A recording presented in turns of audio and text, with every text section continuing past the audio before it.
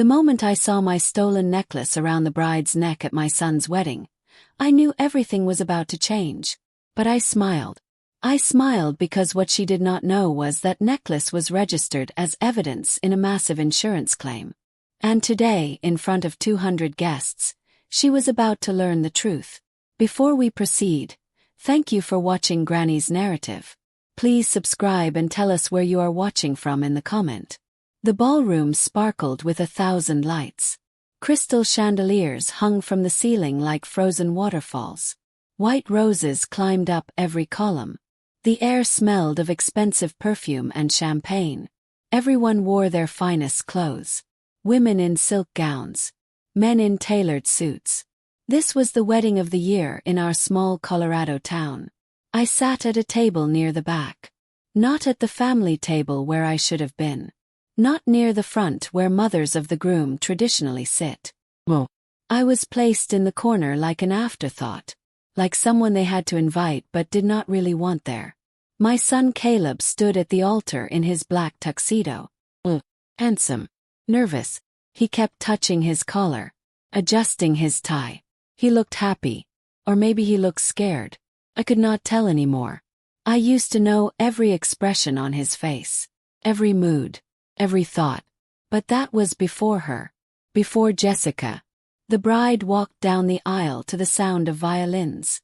Her white dress trailed behind her like a river of silk. Her veil sparkled with tiny diamonds. Her smile was perfect. Too perfect. The kind of smile people practice in mirrors. And there, resting against her throat, was my necklace. My grandmother's necklace. The one that was stolen from my home 3 years ago. I felt my heart stop. Then start again. Faster. Harder. My hands gripped the edge of the table. Nobody noticed. Everyone was watching the bride. Watching her glide toward my son like she owned the world. Like she owned him. The necklace caught the light with every step she took. Emeralds and diamonds set in white gold. A piece so rare that only 12 were ever made in the entire world. My grandmother received it as a wedding gift in 1889. Passed to my mother. Then to me. It was supposed to pass to my son's wife one day. But not like this. Never like this. The ceremony began. I barely heard the words. My eyes stayed fixed on that necklace. On the way it sat perfectly against her skin. On the way she touched it occasionally. Possessively. Like it had always been hers. 3 years ago my house was broken into. I came home from the grocery store to find my back door hanging open. The lock broken. Inside everything was chaos. Drawers pulled out. Closets emptied. My bedroom looked like a storm had torn through it. But only one thing was missing. The necklace. It had been in a safe hidden behind a painting in my bedroom. A safe only 3 people knew about. Me, my son, and my late husband before he passed. Police came. They took photos. Dusted for fingerprints. Questions. They found nothing. No evidence. No suspects. The detective told me most stolen jewelry ends up sold within 48 hours. Melted down. Broken apart. Gone forever. I filed an insurance claim. The necklace was valued at $1.7 million. The insurance company investigated for 6 months. They asked me 1,000 questions. They wanted proof of ownership. Photos. Documents. Appraisals. I gave them everything. Finally they paid the claim. $1.7 million deposited into my account. I donated most of it to charity. Built a shelter for elderly women who had nowhere to go. Women like me who had lost everything. But I never stopped looking for that necklace. I hired a private investigator. I checked online auction sites every single day. Called antique dealers. Jewelry stores. Pawn shops. Nothing. Until today. Until I saw it around Jessica's neck at her wedding to my son. The ceremony ended. Everyone clapped. Caleb kissed his new bride. They walked back down the aisle together. Hand in hand. Smiling. The perfect couple. And that necklace bounced gently against her chest with every step. The reception began. Music played. People danced. Waiters carried trays of champagne and tiny fancy foods. I sat at my table in the back and watched Jessica laugh, watched her hug guests, watched her pose for photos. And I planned. I waited until dinner was served, until everyone was seated and eating, until the room was full of conversation and the noise of forks on plates. Then I stood up, smoothed my dress, and walked toward the head table where the bride and groom sat. My heels clicked on the marble floor. Few people glanced at me, then went back to their meals. I reached the head table. Jessica was cutting into her salmon. Caleb was talking to his best man. Neither of them saw me approach. I stopped directly in front of Jessica, close enough that I could see the necklace in perfect detail. Clasp. The settings. The tiny scratch on the third emerald that happened when I was 19 and dropped it on the bathroom tile. "Hello, Jessica," I said quietly. She looked up. Her smile froze. Just for a second. Then it returned. "Bright. She said. Her voice was light. Usual. Like we were old friends. "Are you enjoying the reception?" I said. "Your dress is beautiful." "Thank you." She touched the fabric. "It is Vera Wong." "And your necklace," I continued. "That is beautiful too. Where did you get it?" Her hand moved to her throat. Protective. Defensive. This. Oh, it was a gift. From Caleb's grandmother. Before she passed away. I felt something cold settle in my chest. Lie. Bold, shameless lie. My mother-in-law had never owned this necklace. It was from my side of the family. My blood. My history. "That is interesting," I said calmly. "Because that necklace was mine. It was stolen from my home 3 years ago." The table went silent. Caleb stopped mid-sentence. The best man's fork clattered onto his plate. Jessica's face went pale. Then red. Then pale again. "Excuse me," she said. Her voice shook slightly. "What did you just say?" "I said that necklace belongs to me. It was taken from my house. I filed a police report. An insurance claim. Everything is documented." Jessica stood up so fast her chair tipped backward. A waiter caught it before it hit the floor. She stared at me. Her eyes wide. Angry. Stared. "You are insane," she hissed. "This necklace was a family heirloom. Caleb gave it to me. Tell her, Caleb. Tell her." Caleb stood too. He looked between us. Confused. Panic. "Mom, what are you talking about? Grandmother left this to you before she died. You gave it to me to give to Jessica." "I never gave you that necklace," I said firmly. "That necklace was stolen. I never saw it again until today." "You are lying," Jessica said loudly. Loud enough that nearby tables turned to look. "You are trying to ruin my wedding because you have always hated me. Because you never thought I was good enough for your son." "That is not true," I said. "Then prove it," Jessica snapped. "Prove that this necklace is yours. Right now. In front of everyone. Or I will have you thrown out for harassment." The room was silent now. Everyone watching. Waiting. I could feel 200 pairs of eyes on me. My heart pounded. My hands trembled.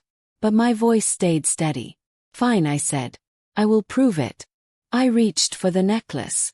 Jessica jerked backward. "Do not touch me," she shrieked. "I am not going to hurt you," I said quietly.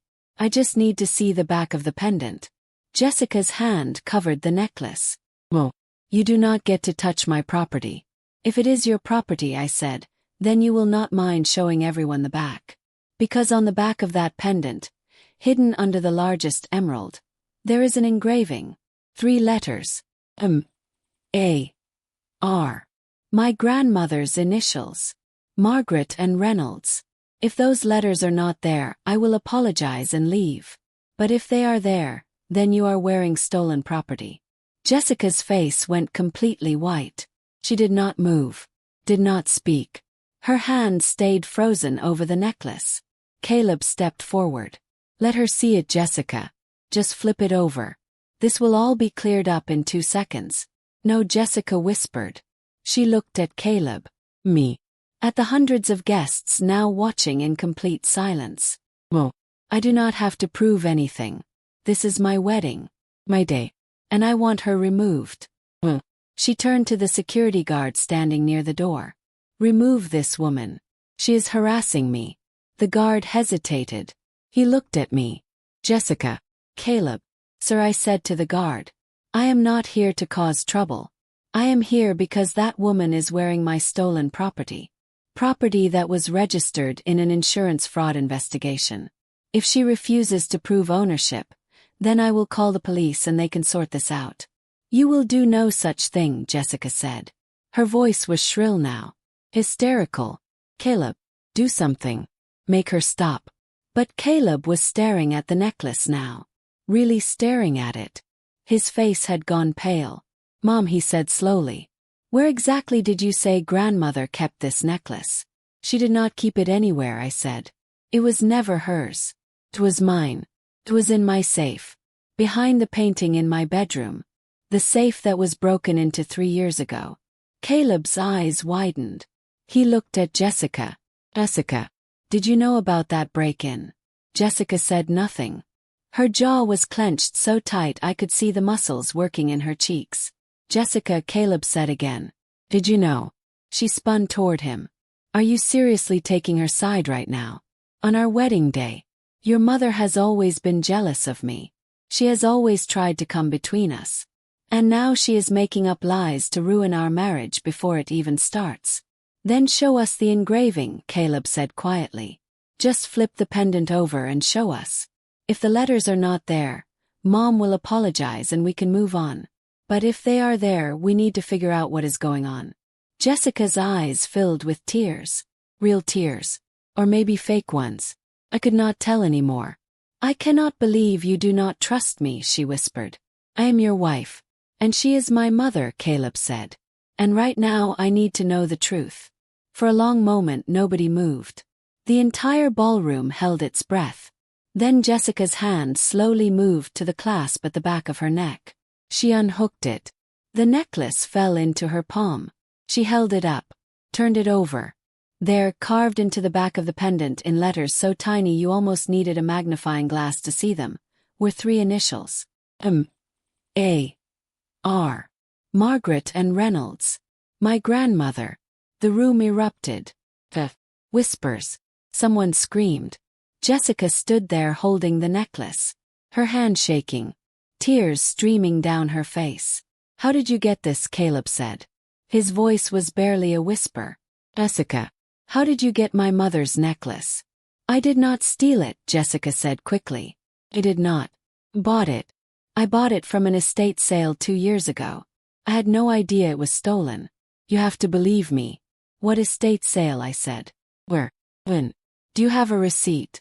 Jessica's mouth opened, then closed. She looked down at the necklace in her hand. I do not remember, she said. It was so long ago. I do not have the receipt anymore. That is convenient, I said. Caleb took a step back. He ran his hand through his hair. He looked lost, destroyed. Jessica, tell me the truth. Did you take this from my mother's house? No, Jessica said. Her voice broke. Well, swear. I would never. Then how did you know it was a family heirloom? I asked. You told everyone it came from Caleb's grandmother. If you bought it at an estate sale, how did you know its history? Jessica's face crumpled. She looked at Caleb, then at me, then at the floor. Just thought. Mean. She could not finish the sentence. You knew it was stolen, I said softly. Did you not? You knew exactly where it came from. I did not, Jessica sobbed. I did not know. I swear I did not know. But the way she said it. The way she could not meet anyone's eyes. Everyone knew. Everyone in that ballroom knew she was lying. Caleb took the necklace from her hand. He looked at it. Really looked at it. Then he looked at me. I'm so sorry, Mom, he whispered. I'm so sorry. I do not want your apology, I said quietly. I want the truth. I want to know how she got that necklace. And I want her arrested for theft. No, Jessica cried. Please, please do not do this. I made a mistake. I'm sorry. I will give it back. Just please do not call the police. You made a mistake, I repeated. You stole a necklace worth nearly $2 million. You wore it to your wedding. You lied about where it came from. And you call that a mistake? I was desperate, Jessica said. Her makeup was running down her face now. Black streaks of mascara. Red lipstick smeared across her chin. I needed money. Had debts. Gambling debts. Owed people. Bad people. I thought if I took the necklace and sold it, I could pay them off and nobody would ever know. But you did not sell it, I said. You kept it. You wore it. I could not sell it, Jessica admitted. It was too recognizable. Too rare. Every jeweler I took it to asked too many questions. So I just kept it. I thought if I wore it long enough, people would think it was always mine. I thought I could get away with it. By marrying my son, I said. You thought if you married into the family, nobody would question where the necklace came from. Jessica said nothing. But her silence was an answer. Caleb stared at her like he had never seen her before. You used me, he said. This whole time. Our entire relationship. You were using me. No, Jessica said desperately. Love you. Really do. I made a bad choice. But I love you. Get out, Caleb said. Get out of my sight. Caleb's voice was cold now. Me. I do not ever want to see you again. Caleb, please. Jessica reached for him. He stepped back.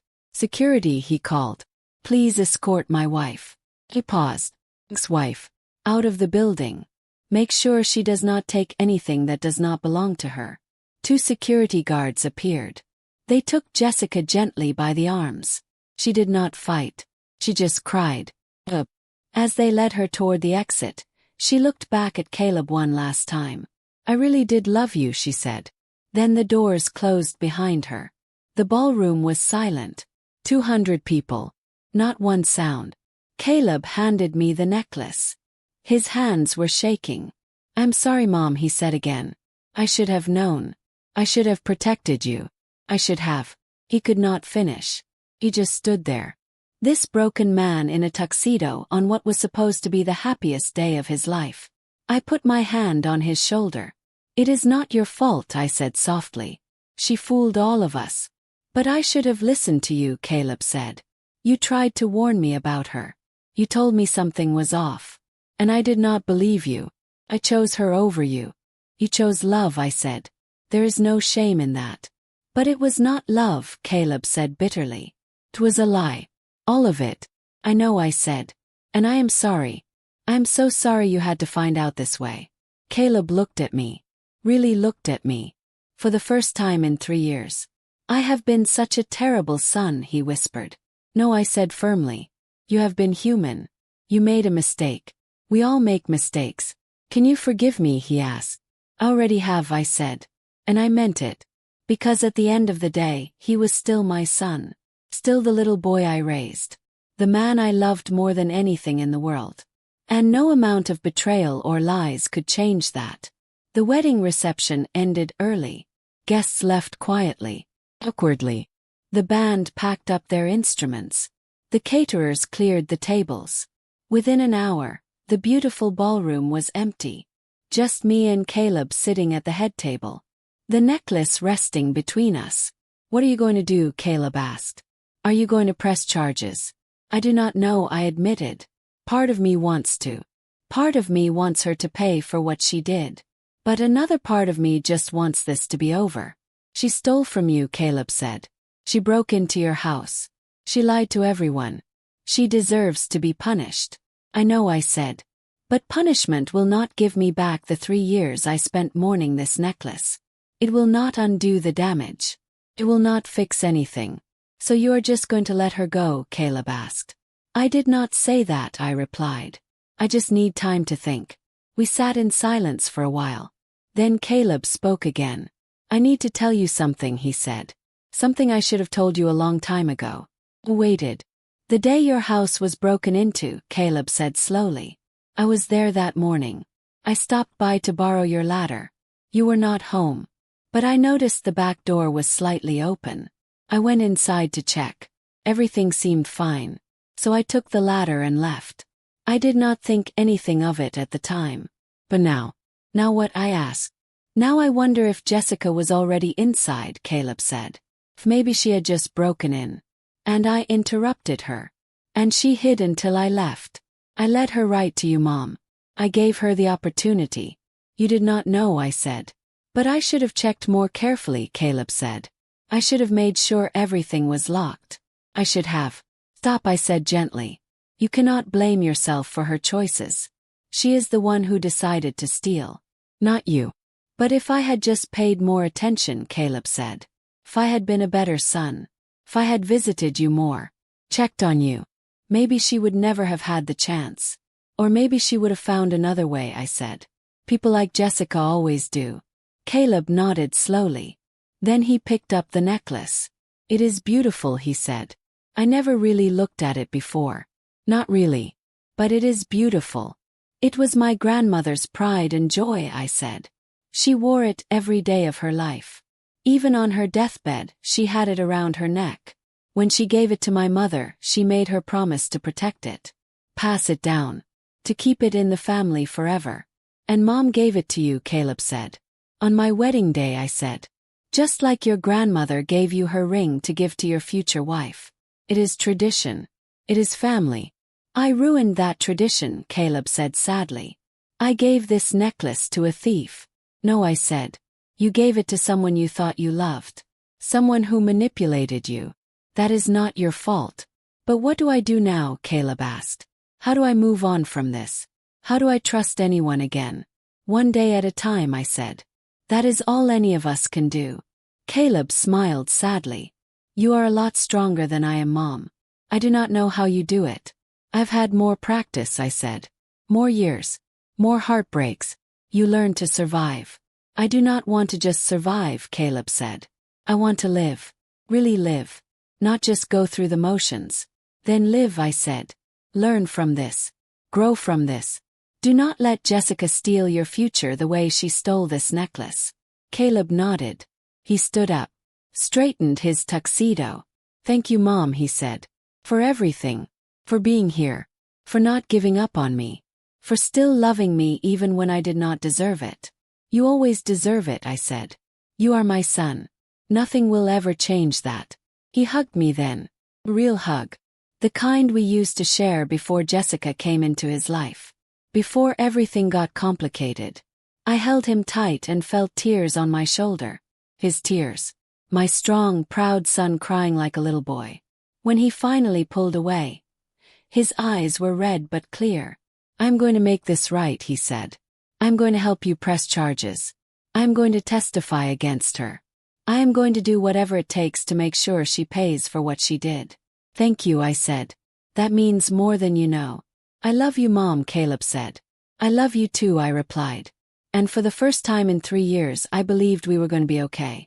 The next morning, I called the police. I explained everything. Showed them the necklace. Gave them the insurance documents. The original police report from 3 years ago. Photos of the pendant from every angle showing the engraving. The serial number etched into the clasp. Everything. The detective assigned to the case was a woman named Maria Gonzalez. She was in her 40s with sharp eyes and a no-nonsense attitude. She listened to my story without interrupting.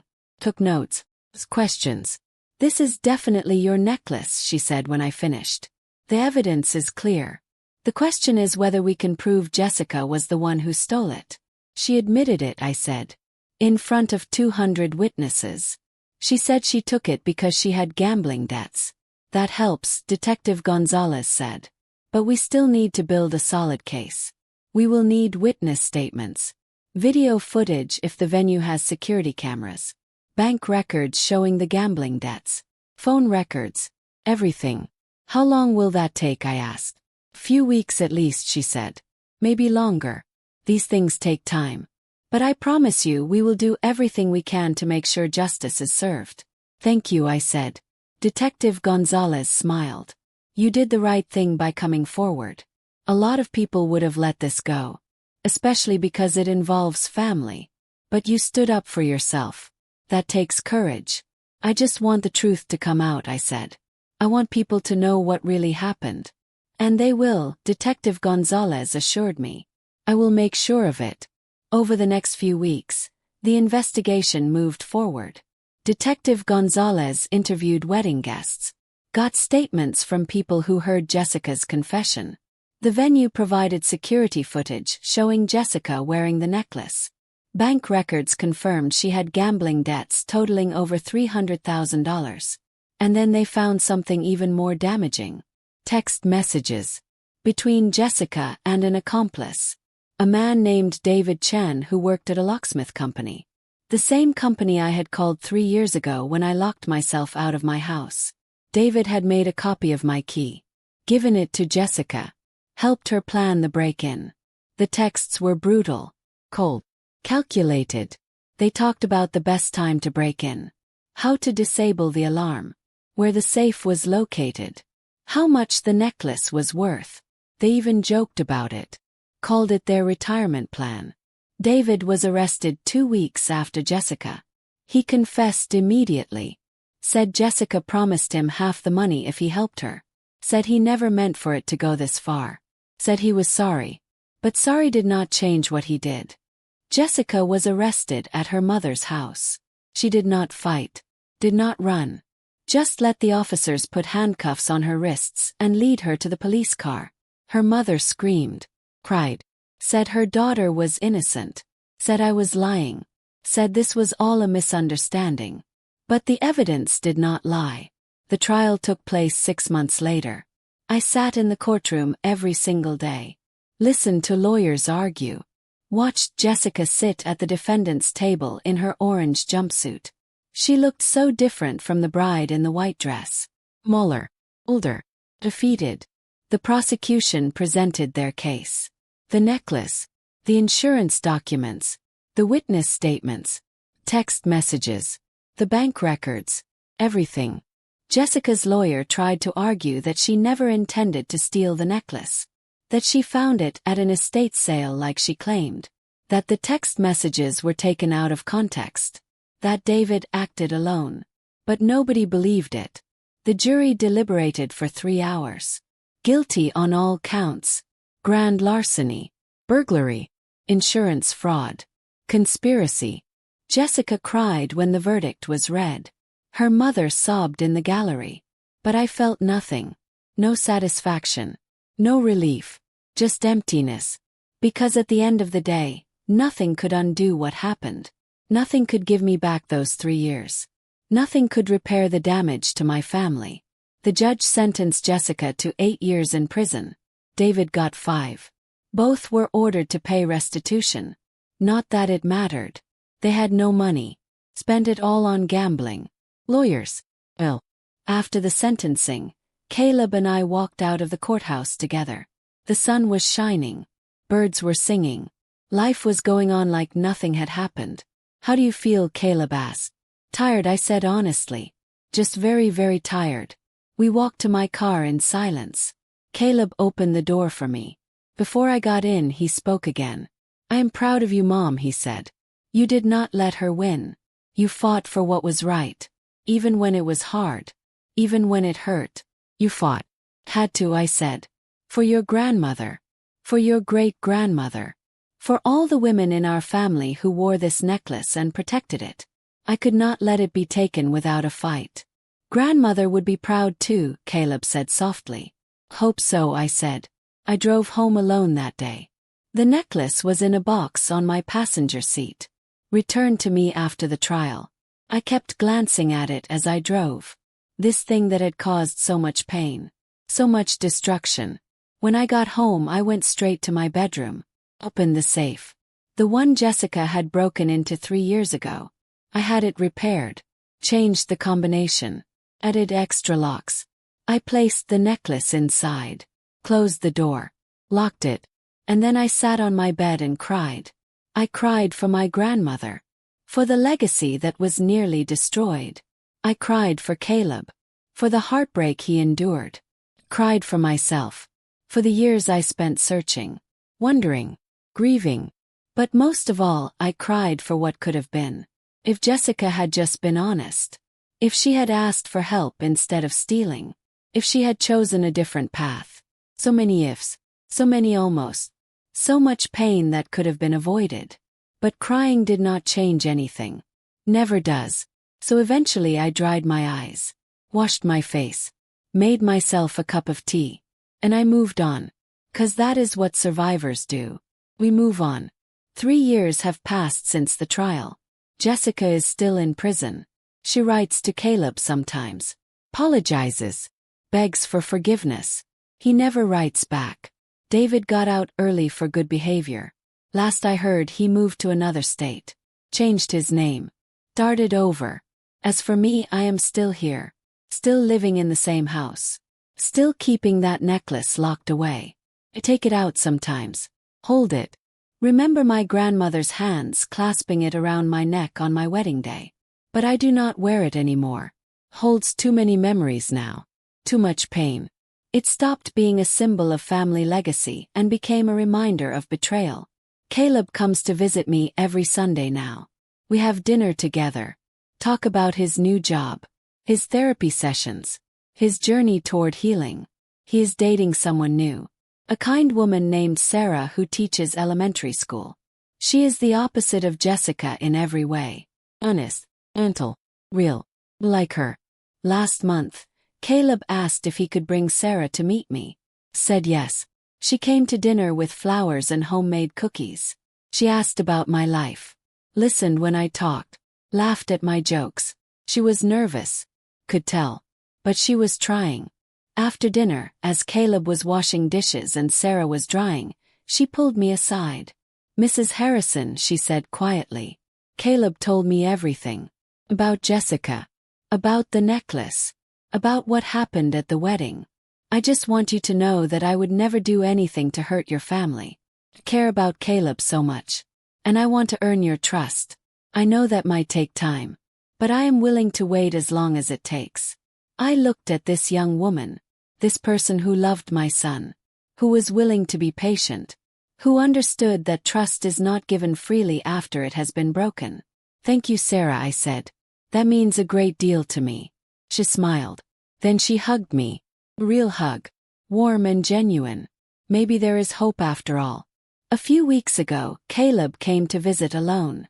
He seemed nervous. Kept fidgeting with his coffee cup. I waited for him to speak. Finally he did. Mom, he said. I've been thinking a lot lately. About the necklace. About grandmother. About family legacy. Okay, I said. And I realized something, Caleb continued. That necklace was meant to be passed down to the women in our family. From mother to daughter. Grandmother to granddaughter. But you do not have a daughter. And I do not have a sister. So the line ends with you. I had not thought about that, I admitted. But you are right. Unless, Caleb said slowly. Unless you gave it to someone else. Someone you trust. Someone who deserves it. Who did you have in mind, I asked. Caleb pulled out his phone. Showed me a photo. It was Sarah. Smiling. Happy. Beautiful. I know it is too soon, Caleb said quickly. I know we have only been dating for a few months. But Mom, she is the one. I know it. And I want to do this right. I want to honor our family tradition. I want to ask your permission before I propose. I looked at the photo. Then at my son. His eyes were hopeful. Scared. Vulnerable. Are you sure, I asked. After everything that happened with Jessica. Are you sure you are ready? I am, Caleb said firmly. Sarah is nothing like Jessica. She is honest. She is kind. She does not care about money or status or what people think.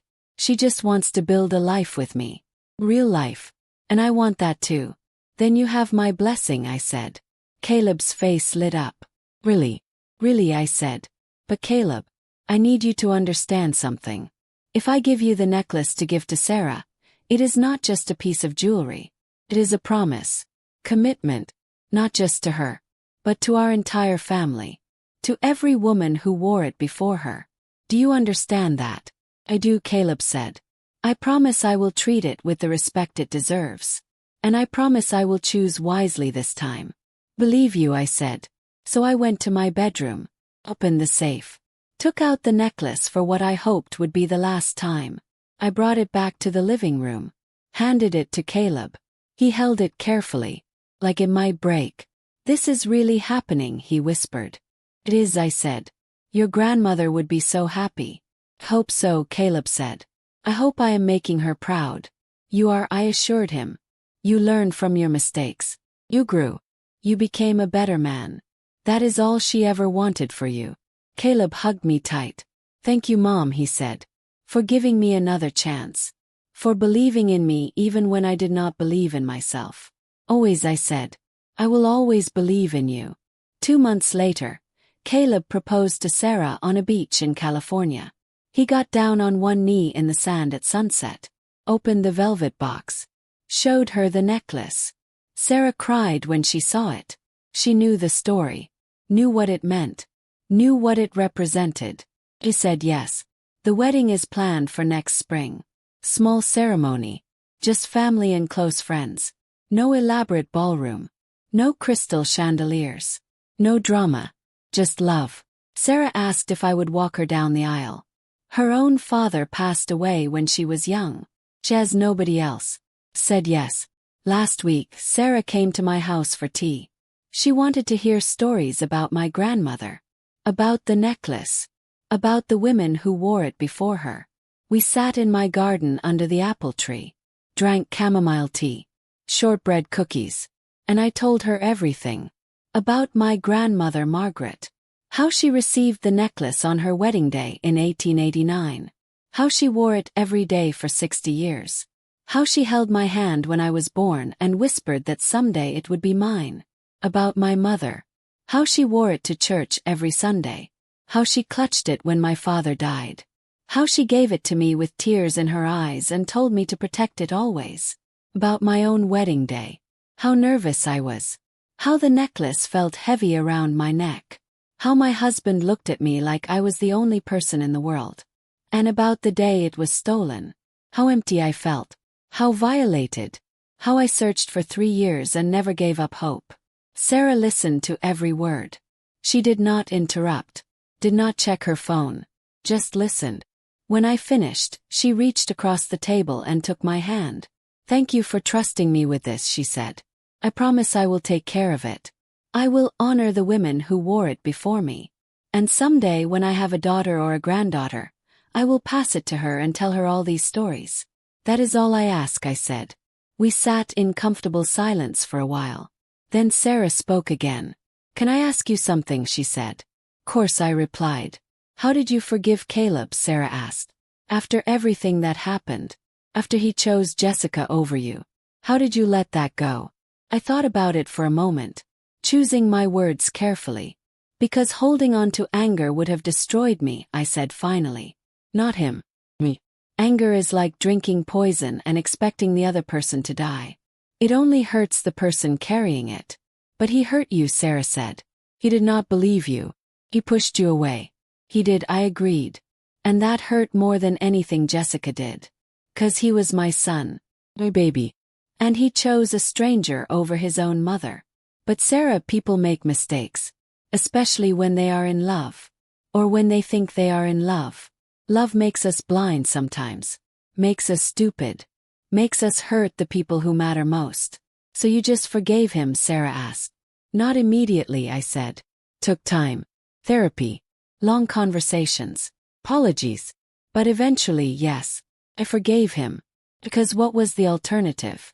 Lose my son forever. Live the rest of my life angry and alone. That is not the legacy I want to leave behind. You are stronger than I am, Sarah said. No, I said. I just know what matters.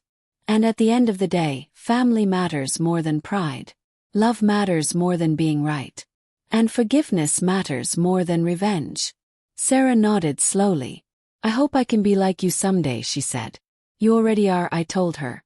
You came here today to hear these stories. To understand the weight of what you are taking on. That shows wisdom, maturity, respect. Those are the qualities that matter. Thank you, Sarah whispered. We finished our tea as the sun began to set. The garden glowed golden. Birds sang in the apple tree. Everything felt peaceful. But before Sarah left, she hugged me goodbye. Long hug. The kind that says more than words ever could. I will make you proud, she whispered. You already have, I said. The months passed quickly after that. Wedding plans came together. Sarah and Caleb chose a venue. A small chapel in the mountains. Picked flowers. wildflowers from Colorado meadows. Selected a menu. Simple comfort food. Nothing fancy. They asked me to help with everything. I was included in every decision, every meeting, every tasting.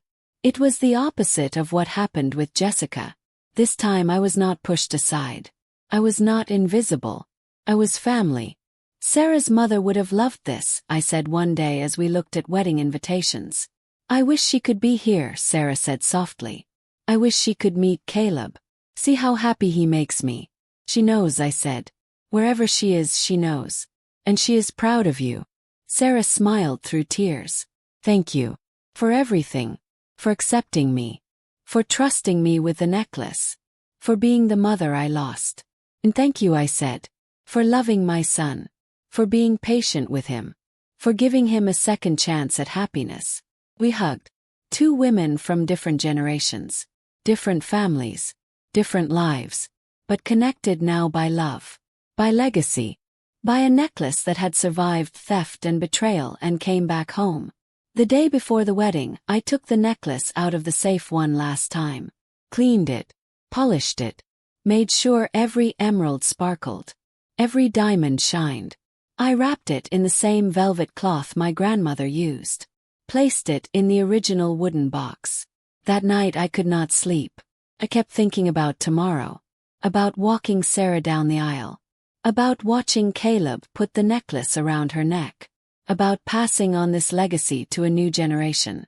I thought about my grandmother, my mother, my husband, all the people who were gone now but who lived on in this piece of jewelry. In the stories, in the memories. And I thought about Jessica, sitting in a prison cell, paying for her choices. I wondered if she regretted what she did. If she understood the damage she caused. If she ever thought about that night at the wedding when everything fell apart. Probably not. People like Jessica rarely take responsibility for their actions.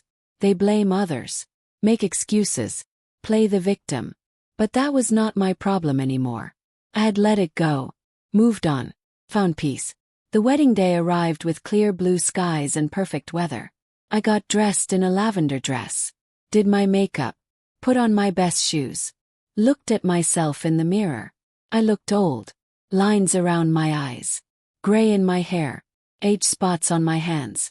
But I also looked happy, really truly happy.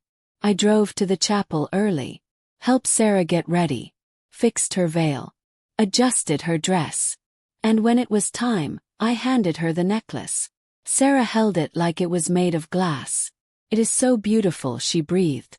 It is, I agreed. And now it is yours. Wear it with pride. Honor it. Love it.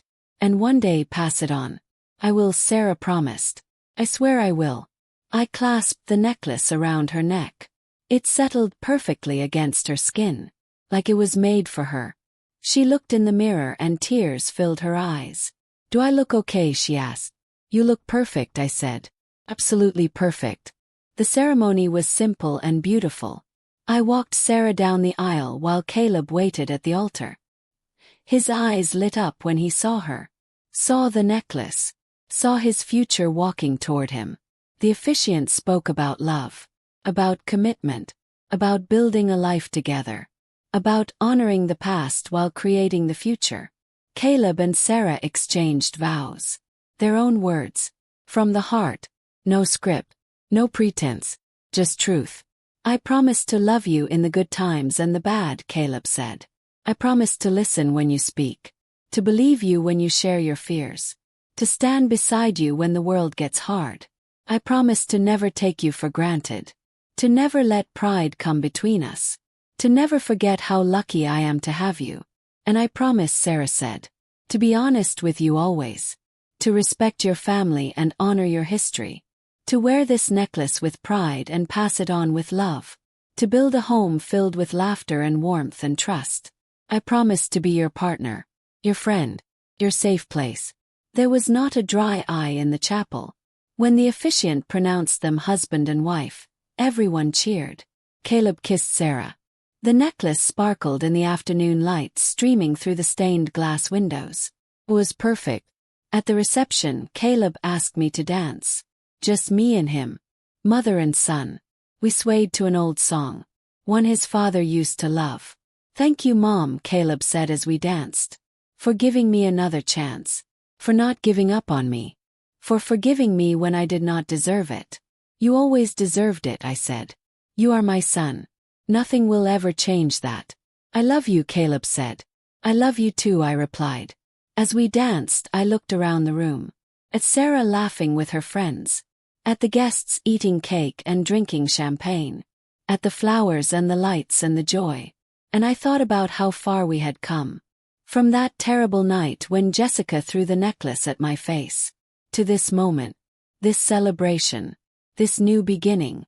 It had been a long journey. Painful. Difficult. Full of heartbreak and tears. But we made it. We survived.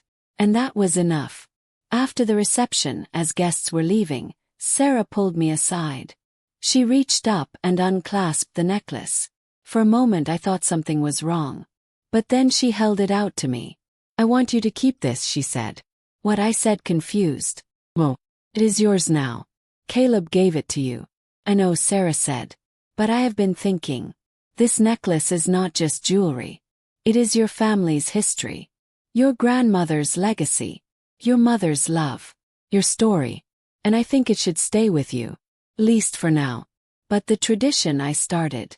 The tradition, Sarah interrupted gently, is about passing down love and values and stories. Not about passing down things. You taught me that today. In your garden over tea. When you told me that forgiveness matters more than being right. That family matters more than pride. I do not understand, I said. I already have everything I need, Sarah explained. Have Caleb. I have your love and acceptance. I have your trust. That is the real legacy. The necklace is beautiful. But it is not what makes me part of this family. You do. Your stories do. Your strength does. Sarah, I said softly. Please, she said. Keep it. And when the time is right. When I am older and have my own daughter. Then give it to her. Let her know the whole story. Let her understand what it took to protect it. What it means to fight for the things that matter. I looked at the necklace in her hands. Then at her face. This incredible woman who understood what so many others did not. Are you sure, I asked. Sarah said firmly. This way the legacy continues. But it continues the right way. With you at the center of it. Where you belong. I took the necklace. Held it close. Thank you, I whispered. No, Sarah said. Thank you. For showing me what real strength looks like. What real love looks like. You are the legacy. Not the necklace. We hugged. And I realized she was right. The necklace was just metal and stones. Beautiful. Valuable. But just a thing. The real legacy was the lessons. The strength. The forgiveness. The ability to survive heartbreak and come out stronger on the other side. That was what I would pass down. Not just to Sarah. But to her children. And their children. And every generation that came after. That night I went home alone. Put the necklace back in the safe. Closed the door. Locked it. But this time I did not cry. Smiled. 'Cause I understood now. The necklace did not define me. I defined it. And my story was far from over. 5 years have passed since that wedding. Sarah and Caleb now have 2 children. A daughter named Margaret, after my grandmother. And a son named Henry, after my late husband. They come to visit me every weekend. The children run through my garden. Pick apples from the tree. Track mud through my kitchen. Fill my house with noise and laughter and life. Margaret is 3 years old now. She has Sarah's eyes and Caleb's smile. She is curious and fearless and reminds me so much of myself at that age. Last week, she found the wooden box in my closet. The one with the necklace inside. What is this, Grandma? She asked. Holding it up. That, I said, is a very special necklace. It belonged to your great-great-great-grandmother. And someday when you are older it will belong to you. Her eyes went wide. Really? Really, I said. But first you have to hear the story. The whole story. About all the women who wore it before you. And about the woman who tried to take it away. And about how we got it back. Tell me now, Margaret demanded. I want to know. So I sat her on my lap. And I began. A long time ago, I said. There was a wedding. And at that wedding I saw something that changed everything. Margaret listened. Her little face serious. Concentrated. And as I told her the story, I realized this was the real legacy. Not the necklace. Not the money. Not the emeralds or diamonds or gold. The legacy was the telling. The remembering. The passing down of truth from one generation to the next. Jessica tried to steal a necklace. But what she did not understand was that you cannot steal a legacy. You cannot steal history. You cannot steal the strength of women who refuse to be silenced. I finished the story. Margaret looked up at me with wide eyes. You were so brave, Grandma, she said. I did what I had to do, I replied. When I grow up, Margaret announced. I want to be brave like you. You already are, I told her. You are braver than you know. Margaret smiled. Then she hugged me tight. Her little arms around my neck. Her head on my shoulder. And in that moment I knew. The legacy was safe. The story would continue. The necklace would be protected. Not because of locks or safes or insurance policies. But because of love. Because of family. Because of the unbreakable bond between generations of women who refuse to let their voices be silenced. Jessica is still in prison. She has 3 more years left on her sentence. She stopped writing to Caleb after the first year. Stopped apologizing. Stopped pretending. I heard through mutual acquaintances that she blames me for everything. Says I ruined her life. Says I should have just let her keep the necklace. Says I am a vindictive old woman who could not let go of the past. Maybe she is right. Maybe I should have let it go. Maybe I should have chosen peace over justice. But I did not. And I do not regret it. 'Cause some things are worth fighting for. Some battles need to be fought. Some truths need to be told. And sometimes, the only way to move forward is to stand your ground and refuse to be moved. David, Jessica's accomplice, disappeared after his release. Nobody knows where he went.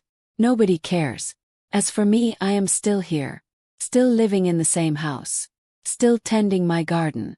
Still drinking tea in the afternoon and watching the sunset from my porch. I am 78 years old now. My hands shake sometimes. My back hurts.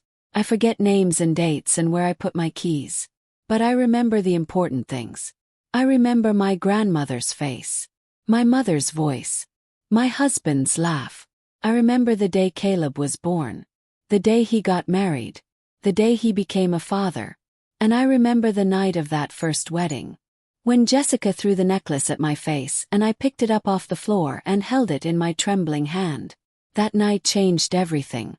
Not just for me, but for my entire family. It taught us that secrets always come to light. That lies eventually crumble. That truth, no matter how painful, is always better than comfortable deception.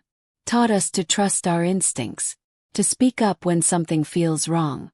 To believe victims even when their stories seem impossible. And it taught us that family is not about blood or obligation or tradition. Family is about showing up. About fighting for each other. About choosing love over pride every single day. Last month I updated my will. Left the house to Caleb and Sarah. Left my savings to Margaret and Henry's education funds. And left the necklace to Margaret with specific instructions. Do not give her this necklace until she is 25 years old, I wrote. And when you do, tell her the whole story. Every detail. Every heartbreak. Every moment of doubt and fear and triumph. Tell her about Jessica. About the theft. About the trial. About how we fought to get it back. Tell her that this necklace is not just jewelry. It is proof that women in our family do not give up. We do not stay silent. We do not let anyone steal what belongs to us. I sealed the envelope, put it with my other important documents, and I felt peace. Because I know now that my story will outlive me. It will be told and retold. Passed down through generations. A reminder that even when the world tries to silence us, we can still make our voices heard. Even when people try to take from us, we can fight back. Even when we are hurt and betrayed and broken, we can survive. We can heal. We can forgive. and we can move forward stronger than before. That is my legacy. Not a necklace. Not money. Not property. My legacy is resilience. Strength. The refusal to be erased. And that is something nobody can ever steal. Yesterday Sarah called me. Mom, she said. She calls me Mom now. Can you come over for dinner tonight? The kids want to see you. Course, I said. I will be there. I drove to their house as the sun was setting. The mountains glowed purple and orange in the distance. The air smelled like pine and coming rain. When I arrived, Margaret ran to meet me. Grandma, she shouted, jumping into my arms. Missed you. I saw you 3 days ago, I laughed. But I missed you too. Henry toddled behind her. He is 1 year old now. Just learning to walk. He held up his arms and I picked him up too. Both grandchildren. One on each hip. My back protested, but I did not care. Inside, Sarah was cooking. Caleb was setting the table. It was ordinary. Simple. Perfect. We ate dinner together. Talked about their day. Their week. Their plans. Margaret told me about preschool. About her friends. About the picture she drew of our family. She showed it to me after dinner. Stick figures holding hands. Me with white hair. Caleb and Sarah in the middle. Margaret and Henry on the ends. And around all our necks, she had drawn a green necklace. Why did you draw necklaces on everyone? Sarah asked. 'Cause, Margaret said seriously. The necklace makes us a family. Grandma told me. Connects us all together. All the grandmas and the mamas and the babies. Forever and ever. Sarah looked at me. Tears in her eyes. She is right, I said quietly. That is exactly what it does. After dinner we sat in the living room. Margaret fell asleep on my lap. Henry in Sarah's arms. Caleb beside me on the couch. Are you happy, Mom? Caleb asked suddenly. I looked at him. My son. This man who made mistakes but learned from them. Who fell but got back up. Who lost his way but found it again. Yes, I said. I'm very happy. Good, Caleb said. 'Cause you deserve to be. After everything you went through. Everything you fought for. You deserve peace. Have peace, I told him. Right here. In this moment. With my family around me. That is all I ever wanted. We sat in comfortable silence. The kind of silence that only comes when people truly understand each other. When words are not necessary because presence is enough. Later, as I was leaving, Sarah walked me to my car. She hugged me tight. Thank you, she whispered. For trusting me. For letting me into your family. For teaching me what strength looks like. Thank you, I said. For loving my son. For giving him the life he deserves. For being the daughter I never had. We held each other for a long moment. 2 women. 2 generations. 1 family. As I drove home, I thought about everything that had happened. The theft. The betrayal. The wedding. The trial. The healing. Felt like a lifetime ago. Like it happened to someone else. But it happened to me. And I survived it. Not just survived. Thrive. I built a life after heartbreak. Found joy after loss. Created a family stronger than blood. And that necklace, that beautiful, terrible, complicated necklace, became the symbol of everything we overcame. Pulled into my driveway. Got out of my car. Walked to my front door. Inside, the house was quiet. Me. But not lonely. Never lonely. Because I carried my family with me now. In my heart. In my memories. In the stories I would tell. I went to my bedroom. Opened the safe. Took out the necklace. Held it up to the light. The emeralds sparkled. The diamonds glowed. The gold gleamed. But I did not see jewelry. I saw my grandmother's smile. My mother's strength. My own reflection in the stones. I saw every woman who wore this necklace and protected it. Every woman who fought for it. Every woman who understood its true value had nothing to do with money. And I saw the future. Margaret wearing it on her wedding day. Telling her own daughter the story. Passing it down with love and pride and reverence. The legacy continues. Not because of a necklace. But because of the women who refused to let their stories be forgotten. I put the necklace back in the safe. Closed the door. locked it, and then I went to bed. Tomorrow I would wake up, tend my garden, drink my tea, call my son, visit my grandchildren. Tomorrow I would live, not in the shadow of what was stolen, but in the light of what was reclaimed. And that made all the difference.